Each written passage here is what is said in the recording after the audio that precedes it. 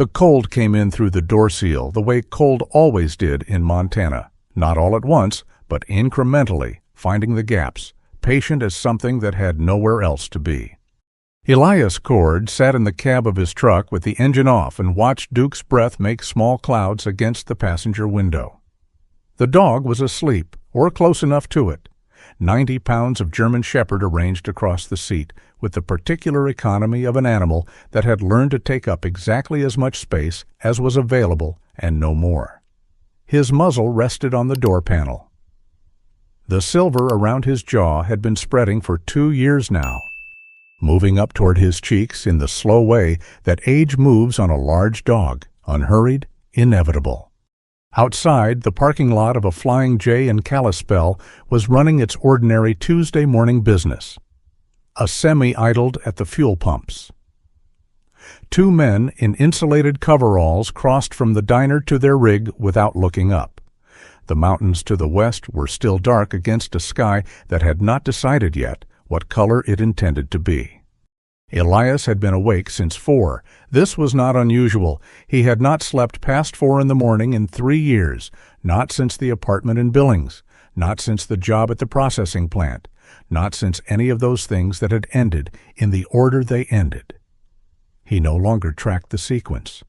The sequence did not change anything about where he was now, which was here, in this parking lot, with a dog that breathed clouds against the window glass. He was 57 years old. He had been a ranger for 14 years. He had carried things in that time that had no name in the paperwork, not wounds exactly, not medals either, just weight that accumulated the way river sediment accumulated, invisibly, until one day the bottom of something shifted and you were somewhere you had not planned to be.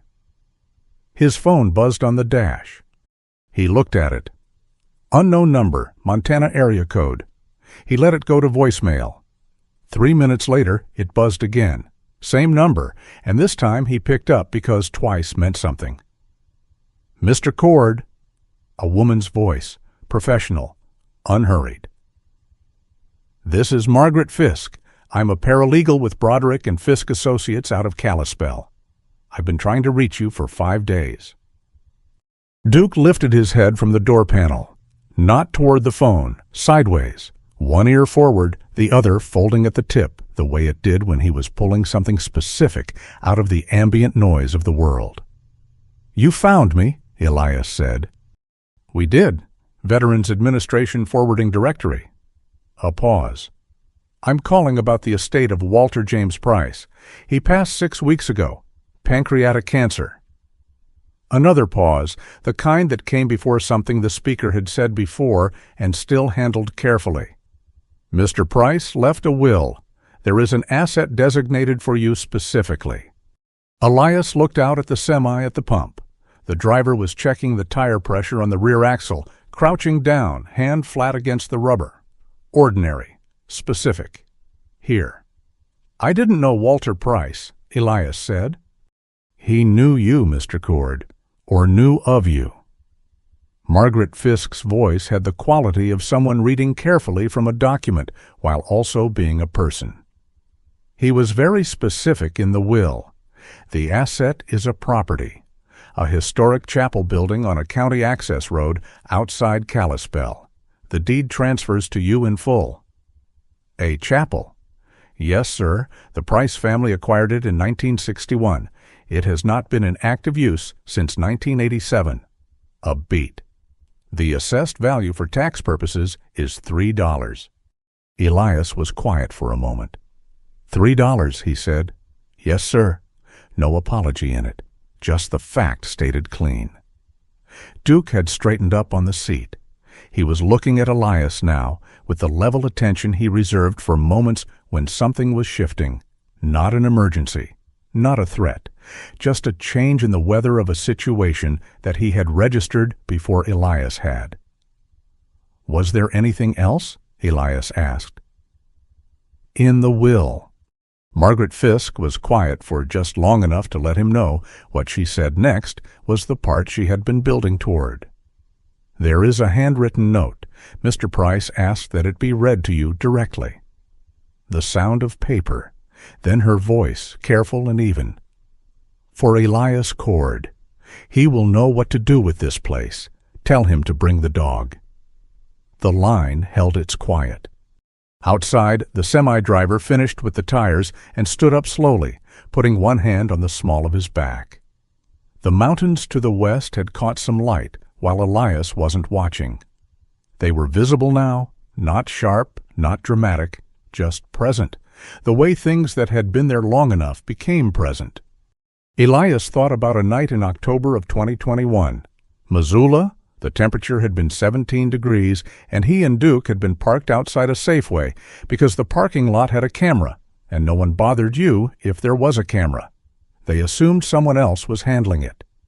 He had been eating crackers from a sleeve and giving Duke every third one, which was the arrangement, when a man sat down on the curb beside his driver's side door. Old man, 70, maybe more, heavy canvas jacket.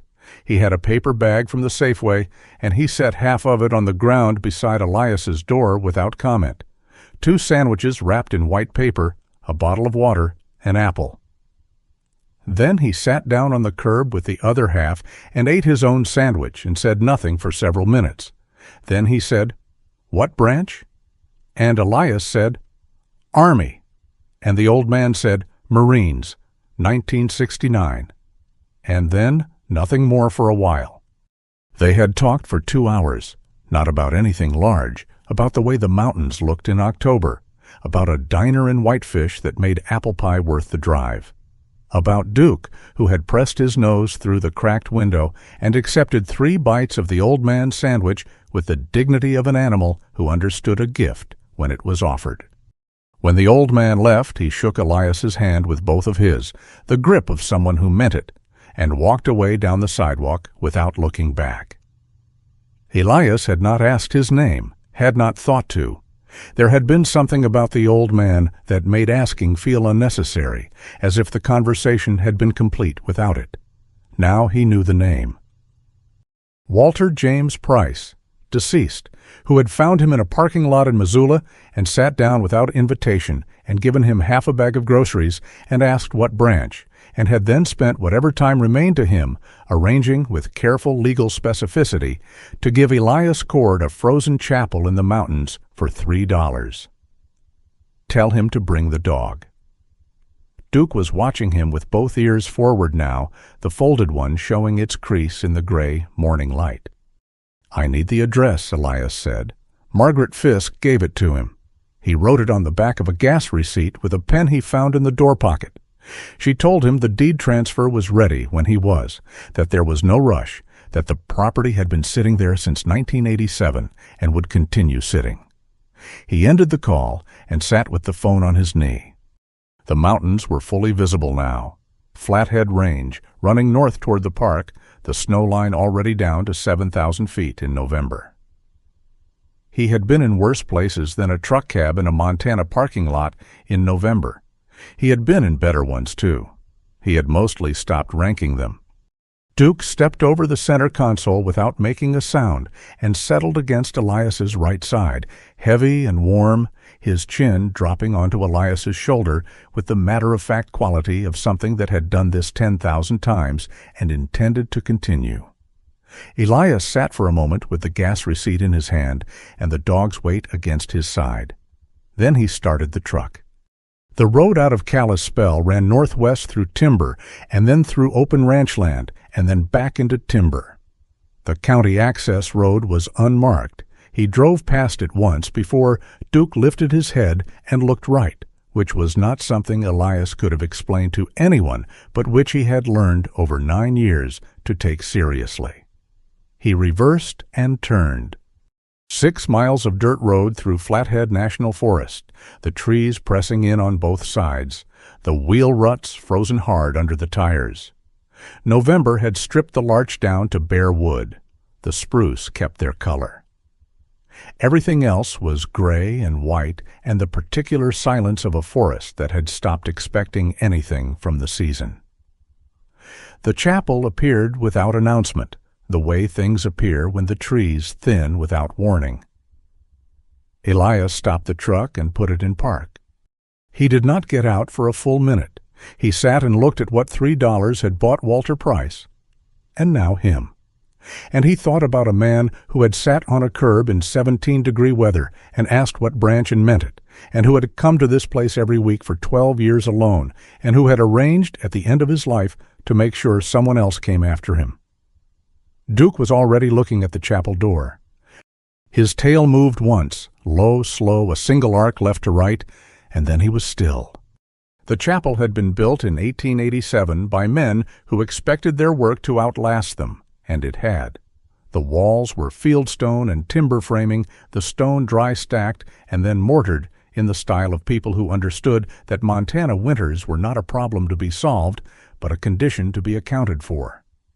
3 stories to the peak of the bell tower, though the bell itself had come down long ago and lay in the frozen grass to the left of the entrance, half buried.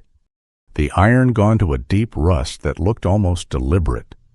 The double doors had been boarded shut with plywood, the plywood warped by decades of freeze and thaw into something that looked more like it was pushing out than keeping in. The northeast corner of the roof had failed. Snow had packed into the gap and then frozen solid, so that what should have been an absence was instead a white mass overhanging the interior, patient and heavy, waiting for a warmer day to finish what it had started. Elias stood at the truck and looked at it for a long time. Duke did not wait. He dropped from the passenger seat to the frozen ground, walked to the chapel doors, and sat. Not scratching, not whining, sitting. His back straight, his ears forward, his muzzle pointed at the seam between the 2 boards where they met in the middle, as if he was simply waiting for someone to open them. Elias got the pry bar from behind the seat. The boards came off in 2 pulls. The doors beneath were original, oak planks on iron hardware, swollen with moisture and cold. He put his shoulder into the left one, and it gave, moving inward with the long groan of something that had been in one position for a very long time and was not pleased about the change. The smell came out first. Stone and old wood and something else, the specific cold of a space that had been sealed long enough to develop its own temperature, distinct from the air outside. Not rot. Something drier than rot. Something that had been preserved by the cold rather than destroyed by it. Duke walked in. Elias followed. The interior was a single nave, perhaps 40 feet long, with a low choir loft at the back that had partially collapsed, its railing hanging at an angle like something mid-sentence. The pews were still in place, 8 of them, 4 to a side, the wood gone gray and silver with age, but structurally intact. Snow had come through the failed roof corner and accumulated on the 2 easternmost pews, and the morning light entered through the empty window frames in long flat planes that caught the dust in the air and made it visible. At the far end, a simple altar table. Behind it, the ghost of a cross on the wall where the paint had held differently under the wooden frame before someone removed it. Below the altar table, the floor was swept clean in a rough circle, not by wind, not by weather, but by someone who had been here recently enough that the dust had not settled back. Walter had swept that floor. Elias stood in the doorway and took that in. He hadn't heard the car. Duke heard it first, the slight rotation of his head toward the south, ears adjusting, tracking. Then Elias heard it too. Tires on frozen dirt, the specific sound of a vehicle moving with the careful speed of someone who knew the road well enough not to rush it. He stepped outside. The woman was already there. She had come on foot from the south, which meant she had been close before the car arrived.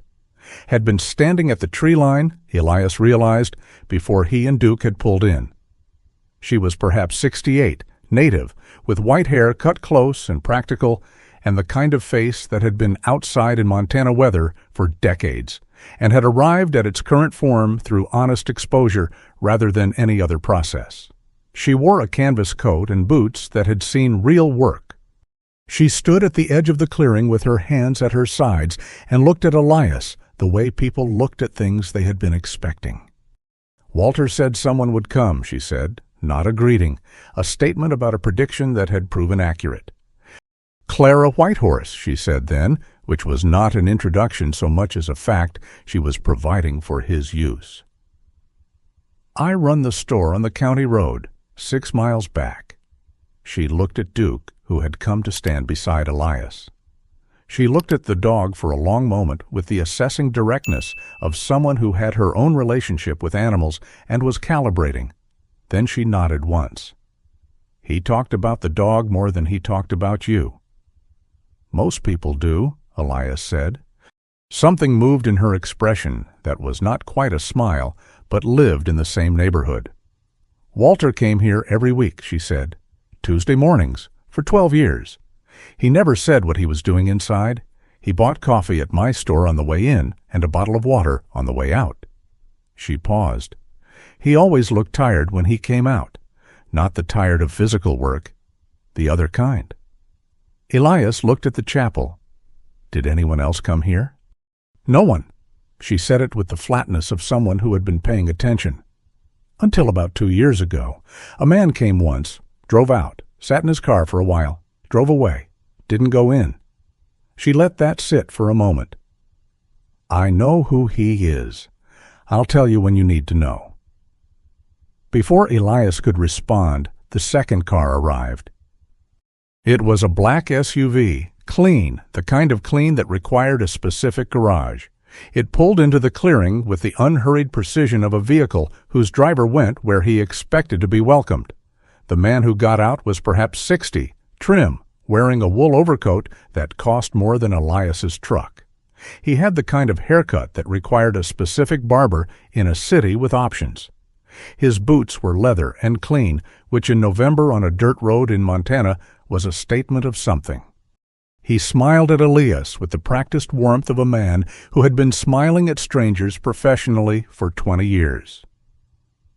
"Mr. Cord." He crossed the clearing with his hand already extended. "Harlan Goss, I'm the mayor of Kalispell." He shook Elias's hand with the two-handed grip of someone who had read that 2 hands meant sincerity.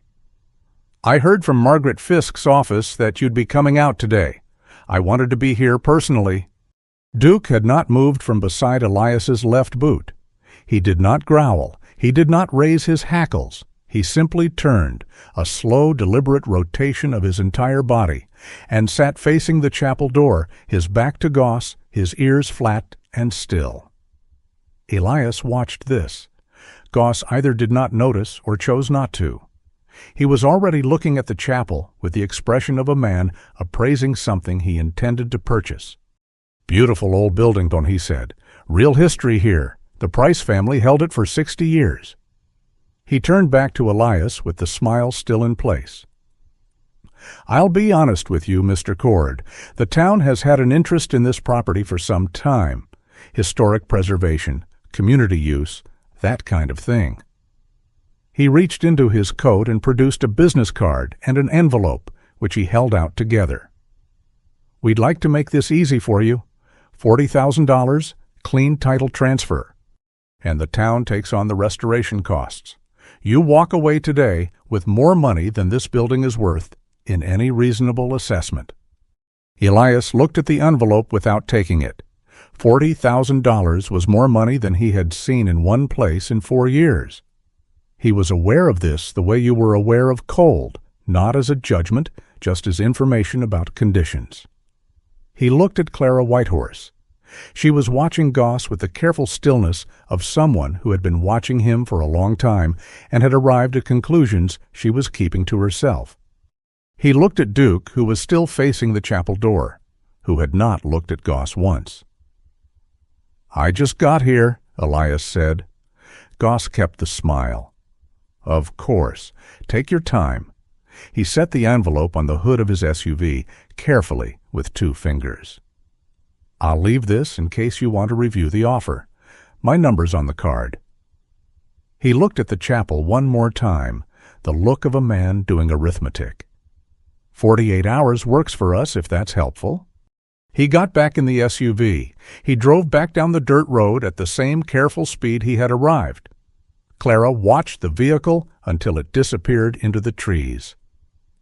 "That's the man," she said. "The one who came 2 years ago and didn't go in."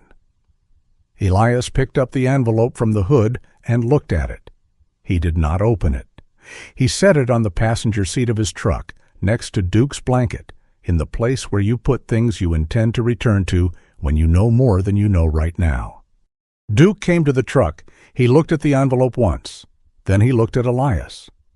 "I know," Elias said. "I know." Elias spent the afternoon doing what his hands knew how to do. He pulled the collapsed section of choir railing away from the wall and stacked it outside. He swept the snow from the 2 buried pews with a piece of old canvas he found folded behind the altar table. He found the source of the roof failure.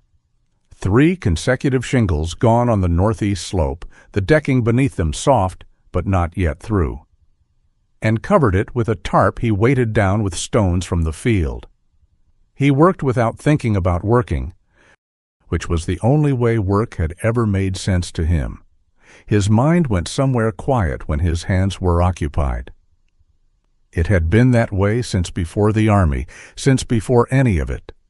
Duke moved through the chapel at his own pace, not restless, not investigating with the urgent energy of a dog in a new space. Something slower than that, the particular movement of an animal taking a systematic inventory, covering the perimeter first, then the interior, then the perimeter again. His nose was low, but not pressed to the floor, reading the air at ankle height, which was different from tracking a scent trail. Reading what the space held, what had been here, what was layered into the wood and stone over decades of use and decades of silence. He covered the whole chapel twice before he stopped. Elias was checking the integrity of the west wall timbers when he noticed Duke had not moved in several minutes. He turned. The dog was standing in the center of the nave, 6 feet in front of the altar table, facing the floor. Not his nose to the floor. His whole body oriented toward a specific section of the oak planking in front of the altar's base. His tail was level. His ears were both forward, the folded one showing its full crease. He was not growling. He was not doing anything that could be named as a behavior. He was simply there, with his whole attention directed at 11 square feet of old wood floor. Elias set down the timber he had been checking. He crossed the room and crouched beside Duke. He put his hand on the floor the way he had learned to put his hand on things he needed to understand. Flat, palm down, feeling before looking. The planks here were the same age-darkened oak as the rest of the floor. Wide boards, perhaps 14 inches, fitted close. He pressed along the seams with his fingertips. Then his palm moved over the surface and felt it. Not a gap, not a hinge, nothing that announced itself. Something subtler. A slight depression at one edge, a uniformity in the seam at the far end that was too consistent to be settling. He got the pry bar. He worked the seam at the east edge first, applying pressure slowly, the way you worked something that had been in one position for a long time and deserved not to be forced. The floor resisted. Then it gave, not all at once, but in the incremental way of something whose seal had held for years and was now releasing with the patience it had been built with. A section of flooring lifted on a hidden hinge, approximately 4 feet by 3. The hinge was piano wire, threaded through iron brackets that had been set into the wood from below, invisible from the surface. Someone had built this to not be found by accident. Someone had built this to be found only by someone who was looking, or by something that could smell what the floor could not entirely contain even after years of cold and silence. Elias looked at Duke. Duke looked at the opening. Below, a space roughly the depth of a man's reach, lined in the same oak as the floor above. Bone dry, the dryness of a space that had been sealed and insulated intentionally, the specific absence of moisture that only deliberate construction produced. The smell that rose from it was old paper and candle wax and something that had no name but that Elias associated, without being able to say why, with the inside of a church on a cold morning when someone had been there recently. He reached the flashlight from his jacket pocket and shone it down. Shelves, 2 of them set into the stone foundation below the floor level, built from the same hand-cut lumber as the hinge brackets. Neat, intentional. The shelves were full. 74 individual folders, standing upright, separated by small wooden dividers.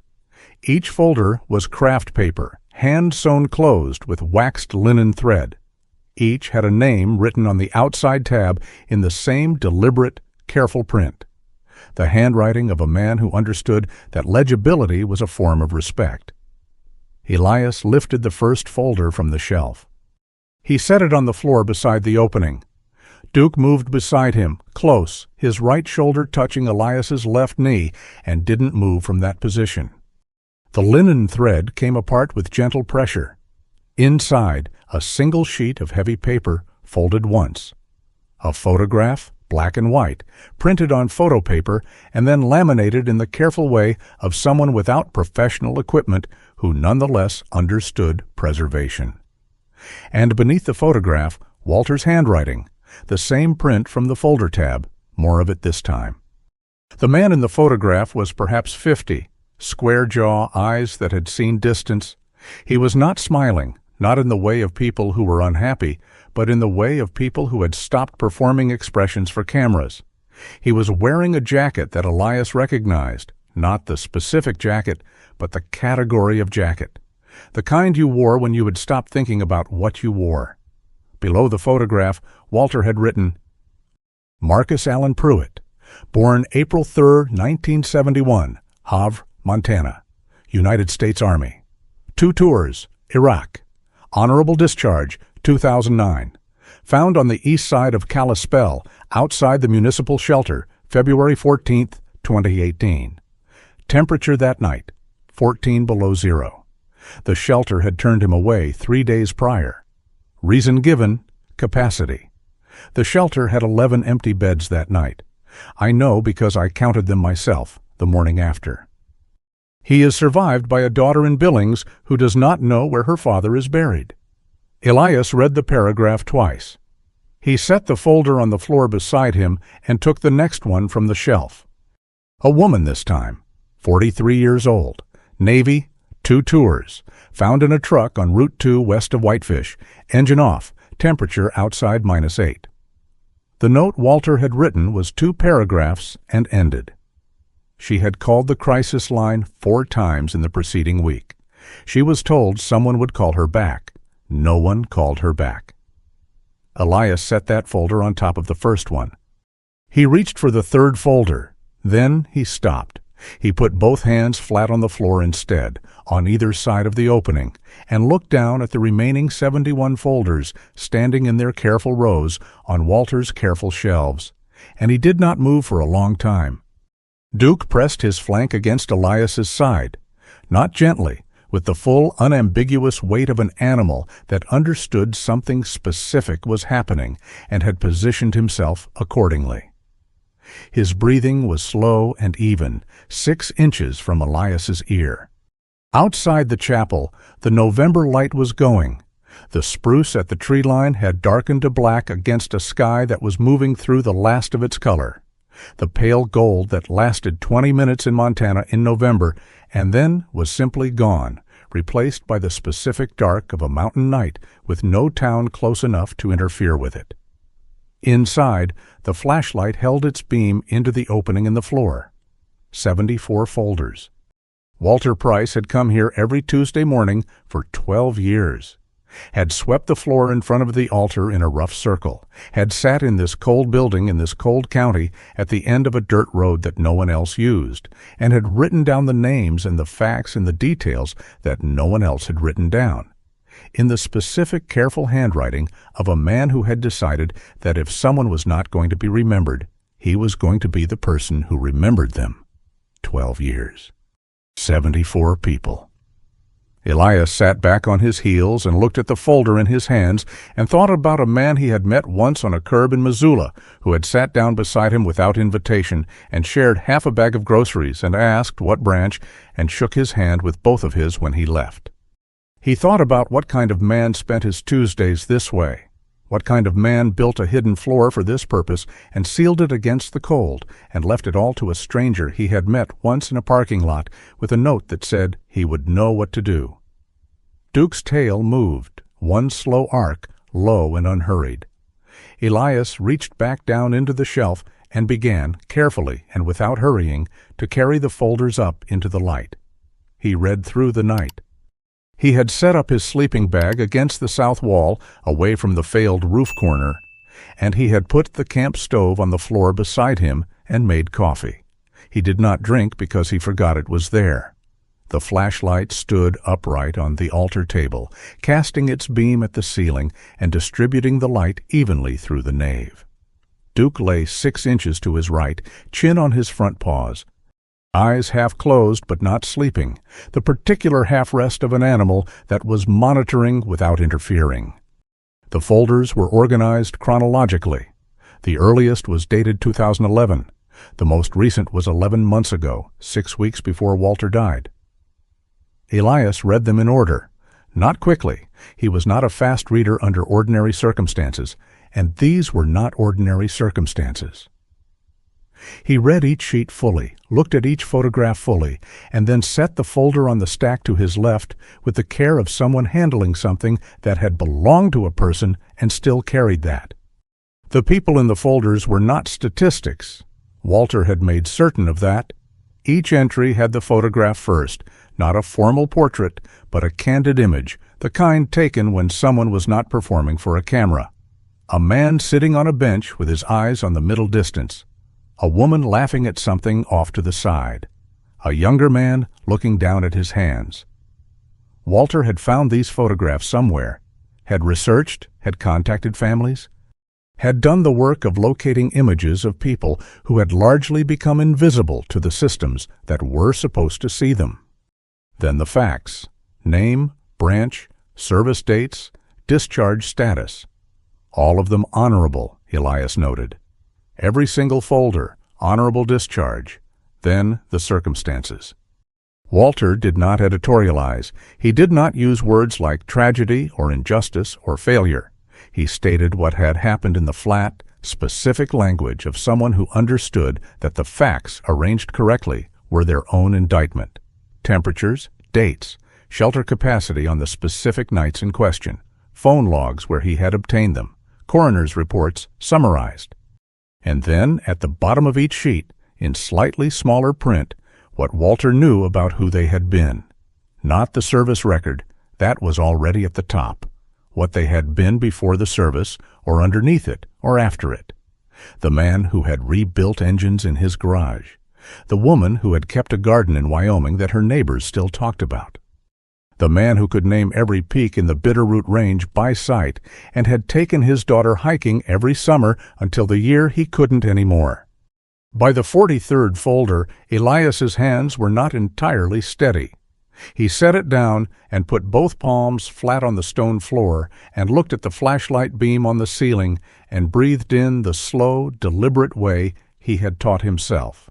Not therapy breathing, not the kind anyone had instructed him in, just the kind that worked, that he had arrived at through trial in the specific conditions of needing something that worked.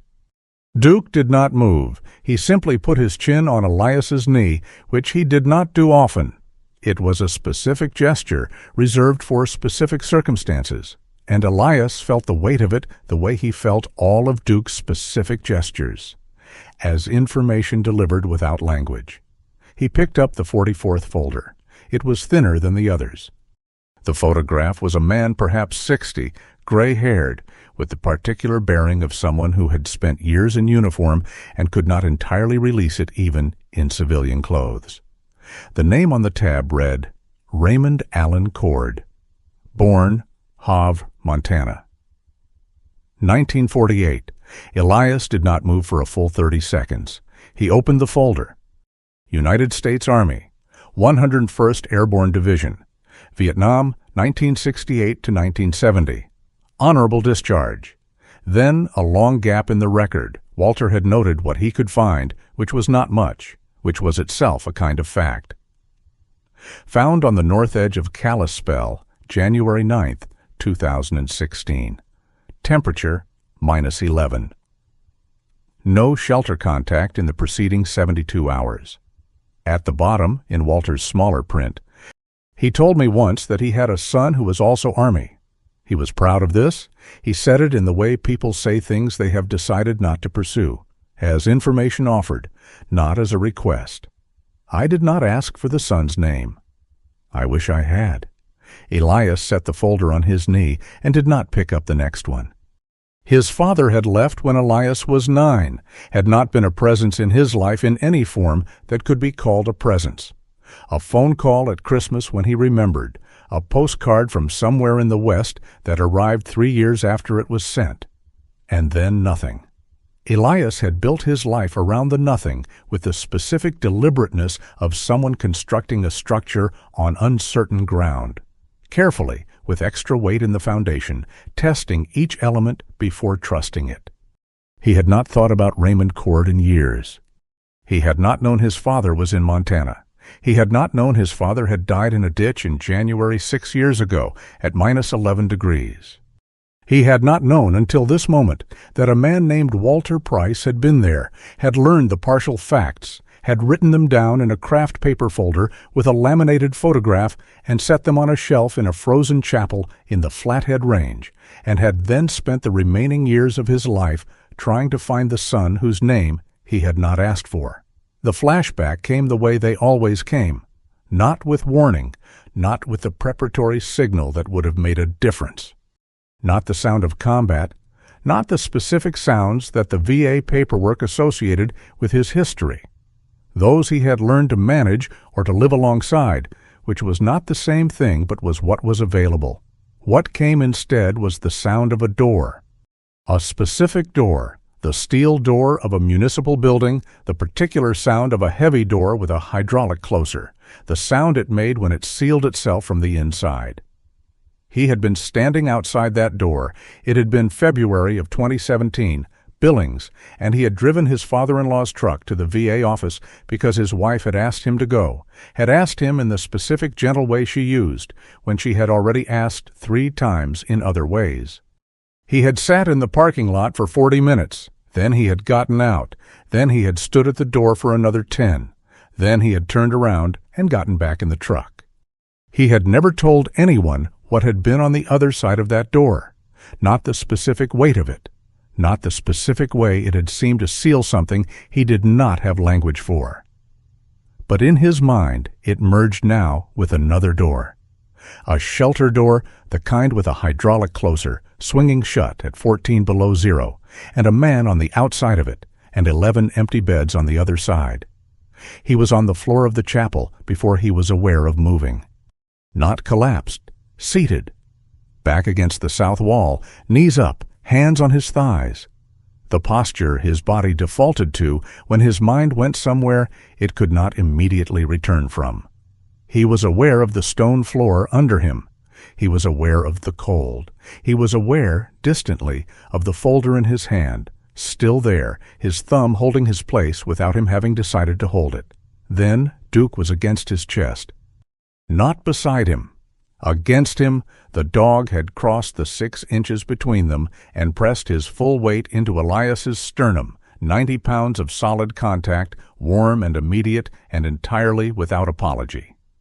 His chin came up onto Elias's left shoulder. His breathing was in Elias's ear, slow, deliberate, a rhythm that was not Elias's rhythm, but that Elias's body began, without instruction, to approximate. Elias's arms went around the dog. He held on.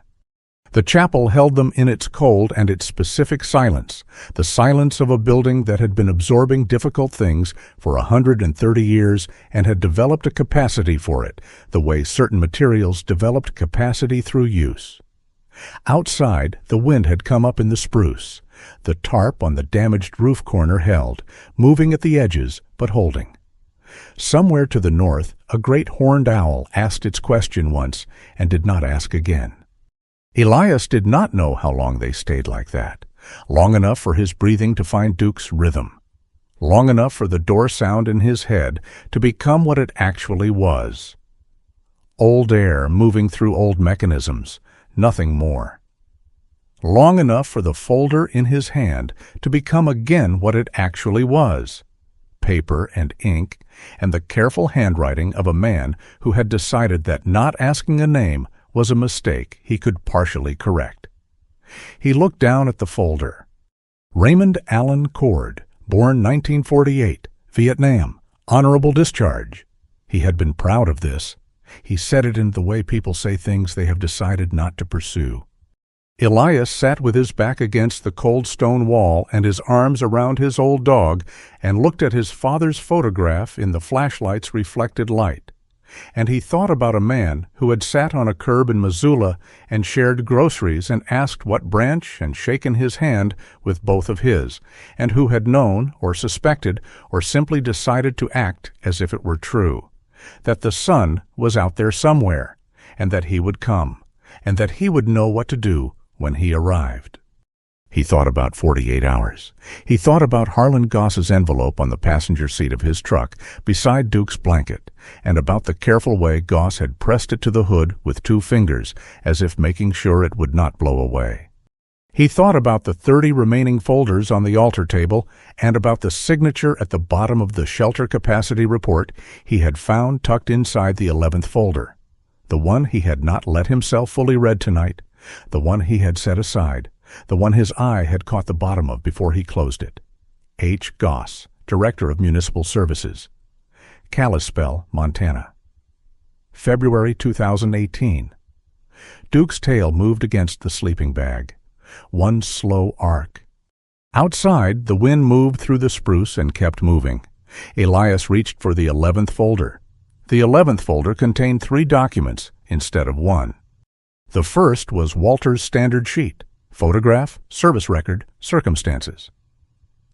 The man's name was Thomas Birch, Marine Corps, 1 tour, Gulf War, found on the south edge of town, December 3, 2017. Temperature, -7. The shelter had been contacted twice that evening, once by Thomas himself and once by a woman who had seen him on the street and called on his behalf. Both times the shelter had cited capacity. The second document was a photocopy of the shelter's internal occupancy log for the night of December 3rd.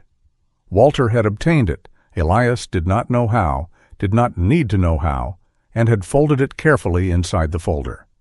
The log showed 31 occupied beds. The shelter's capacity was 42. 11 empty beds.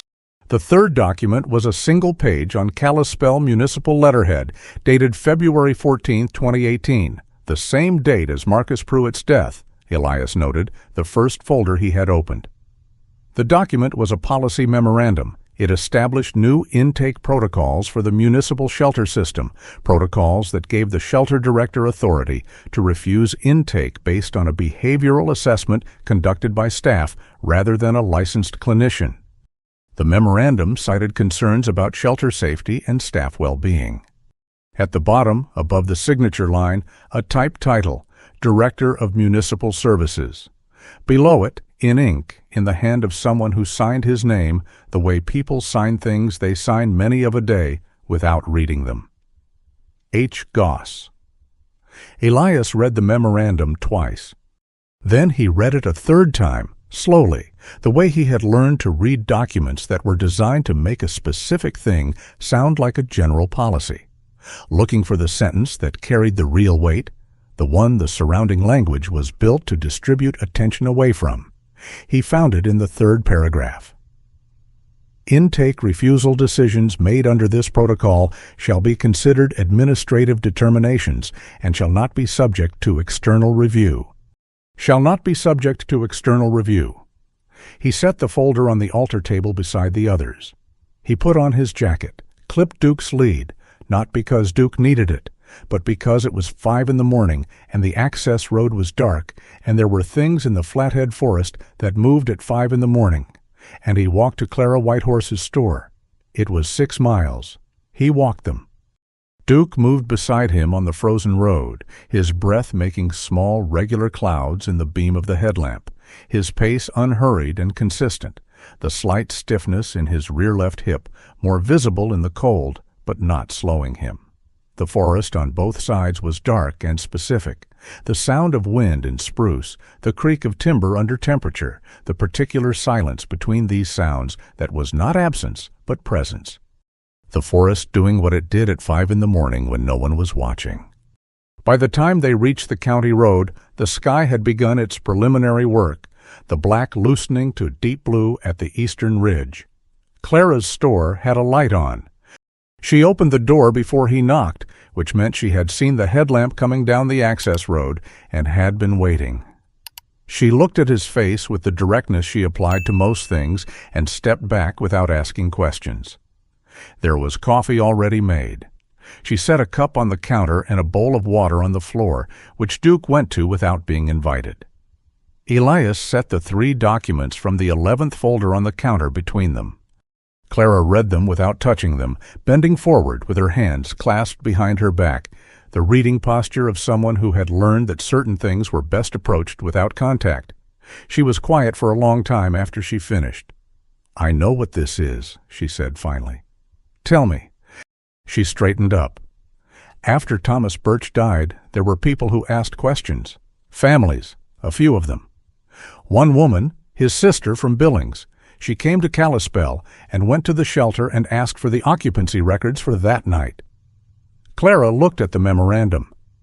She was told the records were administrative determinations and not available for external review. She paused.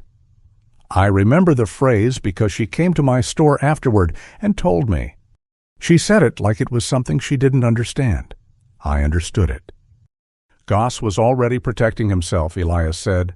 He wrote the policy 8 weeks after Thomas died, before Marcus Pruitt, before the others. She looked at Elias steadily. He knew what the records would show if someone looked, so he made the records unreviewable before anyone thought to look. Elias picked up the memorandum. "How many people know about this?" "Know and can prove?" Clara shook her head. "Walter knew, I knew some of it. There may be others." She looked at the document in his hand. "Walter spent 3 years trying to get those shelter logs. He never told me how he finally got them." "He put them in the folder, and he put the folder in the floor," Elias said, "and he left me the building." Clara was quiet for a moment. Outside, the sky was moving from blue toward the first pale suggestion of gray. A magpie landed on the fence post outside the window and looked in and left. "There is a man," Clara said, "Pete Marlowe. He writes for the Flathead Beacon, the county paper. He has been working on a piece about veteran homelessness in Montana for 7 months. He has data on statewide numbers, but he has not been able to get Kalispell shelter records because they are administrative determinations." She said the last 2 words with the flat precision of someone repeating a phrase that had not improved with repetition. "You know him," Elias said. "He comes in here, he asks good questions, and he listens to the answers." She looked at Elias. "He has been waiting for something specific enough to print." Elias looked down at the documents on the counter. 74 folders, 12 years of Tuesday mornings. A hidden floor built by a man with a carpenter's precision and a veteran's understanding that some things needed to be preserved against the possibility that no one would be looking for them yet. "I need to make copies," he said. Clara produced a flatbed scanner from beneath the counter with the unhurried efficiency of someone who had anticipated this requirement. Elias scanned all 3 documents. Clara called Pete Marlowe at 6:45 in the morning. Pete Marlowe answered on the 2nd ring, which told Elias something about Pete Marlowe. He arrived at the store at 7:30, 44 years old, compact, with the focused stillness of someone who spent a lot of time listening. He shook Elias's hand, looked at Duke without performing anything about it, and sat down at the small table Clara kept near the back window. Elias set the folder on the table. He did not say anything. He let the documents speak in the order Walter had assembled them. Photograph first, then facts, then circumstances, then the occupancy log, then the memorandum. Pete read everything twice. He picked up the occupancy log and held it to the window light, checking the quality of the copy. He set it down. He looked at the memorandum for a long time. "How many folders total?" he said. 74. Pete was quiet for a moment.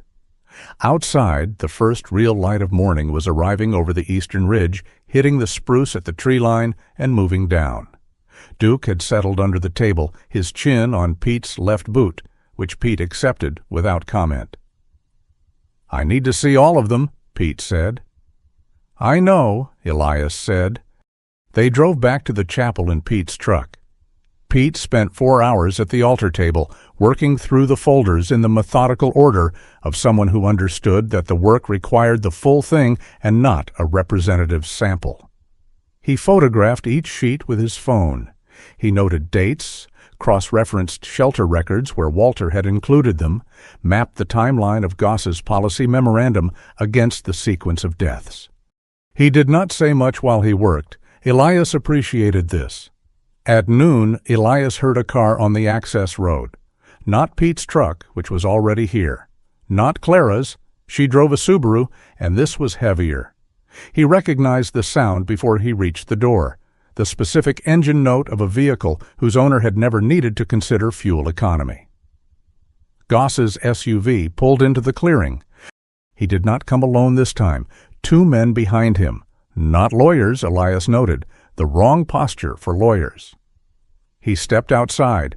Duke came through the door and stood in front of him, between him and the 3 men crossing the clearing, and did not move.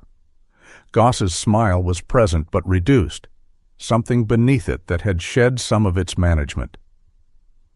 "Mr. Cord." He stopped 10 feet out. His eyes went to the chapel door, open behind Elias. "I was hoping we could have a direct conversation." "We're having one," Elias said. "The offer is $80,000. Goss said it the way people say things they have decided to say before arriving. "Clean transfer, no conditions. Today?" His eyes moved to the door again. "Whatever Walter Pryce left in there, old records, personal documents, those would transfer with the property. Standard procedure." Elias looked at him. He thought about a policy memorandum dated February 2018, about a phrase written to be forgotten, about 11 empty beds and a door with a hydraulic closer and the specific sound it made when it sealed from the inside.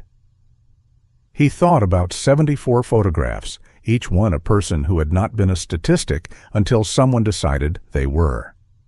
He thought about Pete Marlowe at the altar table, still working, with Duke's former spot on his boot. "No," Elias said. "One word. It landed in the clearing with the specific weight of something that had been decided before it was spoken." Goss held the reduced smile for 3 more seconds. Then it went away entirely, and what was underneath it was just a tired man in an expensive coat standing in a field that was not going to become what he had needed it to become. He looked at Duke. Duke looked back at him with the level, unhurried attention of an animal that had assessed the situation and arrived at a conclusion and was content to wait for the situation to catch up. Goss turned. He walked back to the SUV. The 2 men followed without looking at Elias. The doors closed. The engine started. The SUV moved back down the access road and into the trees and was gone. Duke watched the space where it had been for a long moment. Then he turned and walked back through the chapel door. Elias followed him in. Pete looked up from the altar table. He had heard enough through the open door to understand what had just happened. He looked at Elias and then back at the folder in his hand, and then he said quietly, "The way someone speaks when they are already thinking about how to write something. I'm going to need a few more days." "Take what you need," Elias said. He made coffee on the camp stove and set a cup beside Pete without interrupting him, and then he went back to work on the west wall timbers. And his hands knew what to do, and for the first time in a long time, that felt like enough. Pete Marlowe's piece ran on a Thursday, 11 days after Elias had walked 6 miles on a frozen road at 5 in the morning with a dog and 3 documents, and knocked on a door that already had its light on. The Flathead Beacon was a weekly paper with a print run of 4,000 and a digital edition that went further than that. Pete had spent the 11 days the way Elias imagined he spent all his time, carefully, without hurry, getting the thing right before he let it go. He had called Elias twice to verify specific dates. He had driven back to the chapel once to re-examine the occupancy log in the original. He had contacted the families of 9 of the 74. the ones whose contact information Walter had been able to locate and had noted in the folders. 6 of them spoke to Pete on the record. The piece was 4,000 words. It named Harlan Goss by name and by title, and by the date of his signature. It reproduced the policy memorandum in full. It named all 74 people, their names, their branches, their service dates, not their circumstances of death. Pete had made a decision about that, and Elias had agreed with it. The circumstances were in Walter's folders, and Walter's folders belonged to the families, and what belonged to the families was not the papers to print. What the paper printed was that they had lived and served and been failed, and that the failure had a signature at the bottom of it. The piece ran with 1 photograph, not Goss, not the memorandum, not the chapel exterior, though Pete had taken that photograph too. Walter Pryce sitting on a curb outside a Safeway in Missoula. In the photograph Elias had found inside the back cover of the 44th folder, the one Walter had kept of himself, the only self-portrait in the collection, taken by someone whose hand was not entirely steady. He was looking at the camera with the expression of a man who had been asked to hold still for a moment and was complying without enthusiasm. He was wearing the same canvas jacket Elias remembered from the parking lot. Beside him on the curb, out of frame but for the edge of a dark muzzle pressed against Walter's knee, was Duke. Elias had not known Pete had used that photograph until he opened the paper. He sat with it for a long time at the altar table, in the morning light that now came through 2 of the window frames properly. The glass replaced with salvaged panes Pete had sourced from a building supply in Whitefish and installed himself on a Saturday without being asked. The Montana State Attorney General's office opened a formal inquiry 6 days after the piece ran. The inquiry covered shelter management practices in 3 counties, not only Kalispell. It turned out Kalispell was not the only place where administrative determinations had been arranged to be unreviewable. Harlan Goss resigned from the mayor's office on a Tuesday, the same day of the week Walter had always come to the chapel, a coincidence that Elias noted and said nothing about to anyone. The resignation letter cited personal reasons and the desire to spend more time with his family, which was the language of a man who understood that the alternative to choosing his own exit was having his exit chosen for him. The chapel did not go to the town. It did not go to any developer.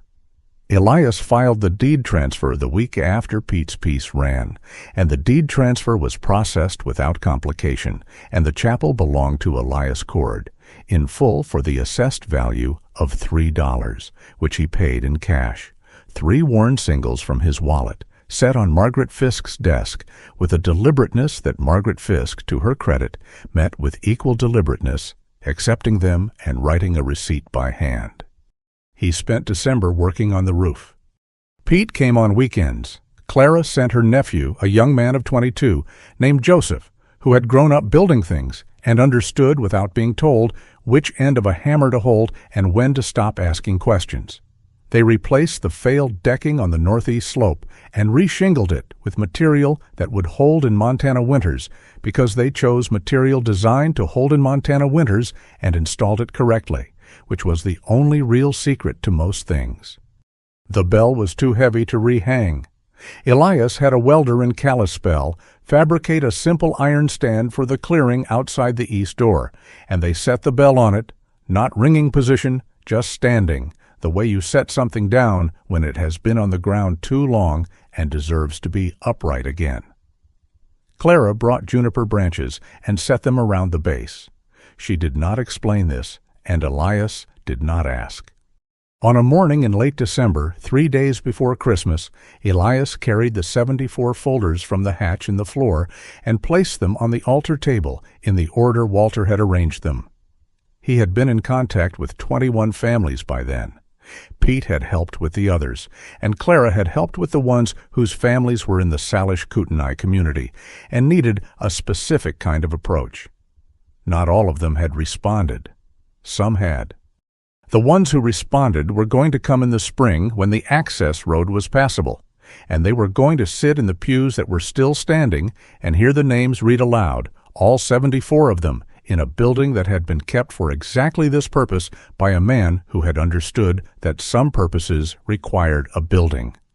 Elias stood at the altar table and looked at the folders and thought about Walter Pryce on a curb in Missoula in October, eating his half of a bag of groceries and not asking for anything, and asking what branch and meaning it. He had never asked Walter what branch. He wished he had. He went outside. The December morning was clear and hard, the cold, the specific cold of a mountain winter that had settled in without reservation, the kind that made the air feel thinner than it was. The spruce at the tree line held their color, the dark, reliable green of trees that did not negotiate with the season. The bell on its iron stand caught the low-angle morning light and held it, the deep rust color that iron went to when it had been outside long enough to become itself.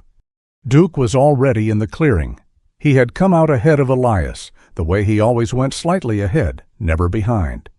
He walked to the bell stand and stood beside it, his nose working the cold air, reading whatever the December morning was carrying down from the Flathead Range, distance and timber and the long, cold passage from the north that had brought the clear sky and would hold it for another day or two before the next system came through. He stood there for a long moment. Then he turned and looked at Elias across the clearing, the full, level attention, the one with weight behind it, the one that had been there since the first morning in the parking lot in Kalispell when a phone call had come through and everything had begun to shift. His tail moved. Not once, not the single slow arc of specific approval.